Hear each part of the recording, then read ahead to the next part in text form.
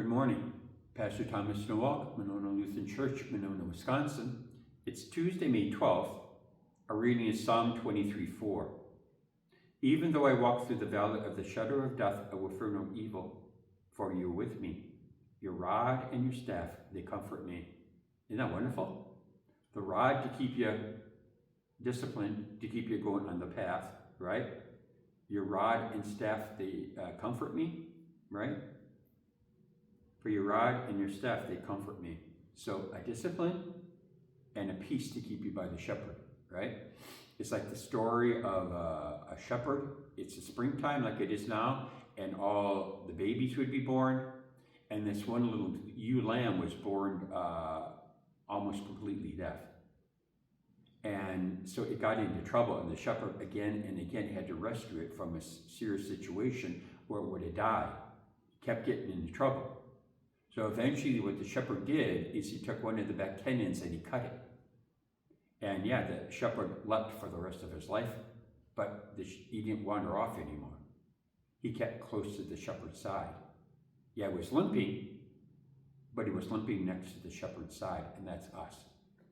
The heartaches and the breaks and the sicknesses. Yeah, you're limping. Yeah, Christ will keep you strengthened in word and sacrament, but realize that God acts always out of love, discipline or instruction. You might be limping, but you're limping next to the shepherd's side. Don't forget that. You're ever closer to the shepherd's side. As Paul tells us in Romans, every day God gives us a measure of grace. When we're too sick or weak or hurt to come to him, he comes to us and not only gives us one measure of grace, he gives us two measures of grace. Paul says grace upon grace, right? So Paul rejoices in his sicknesses, in his hurt, in his pain, because when I'm weak, I am strong. How is he strong? Because he gets the extra measure of grace. You not only get your usual measure of grace, you get another measure of grace. You get grace upon grace. Okay? So, not afraid of the dark valley. The psalmist refers to death as a dark place, which he calls the valley of the shadow of death. All of us, even Christians, are at least a little bit afraid of death's dark valley. Yeah? Right? I'm going to be afraid. When I'm on my deathbed, I'm going to say, Jesus, remember me. Remember me, remember me, remember me. That's what I'm going to be saying on my deathbed. Jesus, remember your servant in this world and in your kingdom. Remember me. That's right? At least a little bit afraid of death's dark valley. But the psalmist reminds us that because of our shepherd, Jesus, we need not fear this dark valley. And why in the world is that? The psalmist tells us that the Lord himself went into that dark valley of death, came out in resurrection. He's with us in our dark valley of death. He will walk us through death, and then, like him, we will come out of the dark valley into resurrection, right? It's like walking through a door. When Jesus died on the cross, he took away the nastiness of death. Death is nasty. There's no such thing as a good death. All death is nasty. It was never supposed to be. We're never meant to have our souls and our bodies split apart and ripped apart. But death is a brute. Death rips our souls out of our bodies, which originally, as we were created as body and soul together, was never supposed to happen, ever.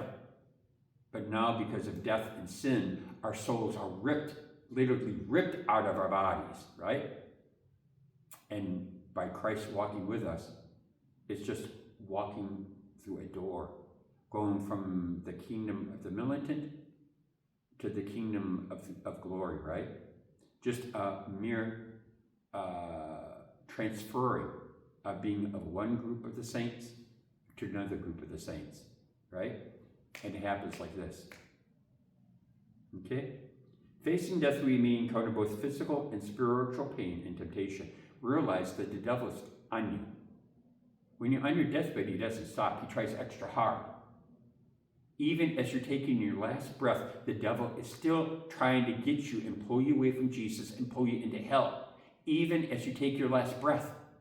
It's not until that last breath is released that he finally gives up the ghost and doesn't try to get you anymore. But don't think that because you're old or sick or you're in deathbed that you're too far gone, he's not going to bother with you anymore. That's not true. He's going to keep trying to get you, even down to your last breath. Okay? The psalmist sure assures us that we have a shepherd's rod and staff to comfort us. These tools are used by a shepherd to guide his sheep and to defend them from fierce creatures.